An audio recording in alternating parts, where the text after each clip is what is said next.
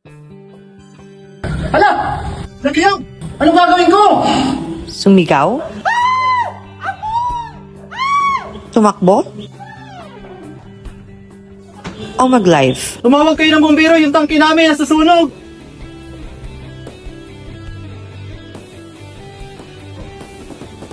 Sa itong klaseng sitwasyon, kailangan agaran ang pagkilos. Huwag idaan sa pagsigaw, pagtakbo o pag-live sa FB ang ganitong senaryo. Makinig kay Ma'am Carol.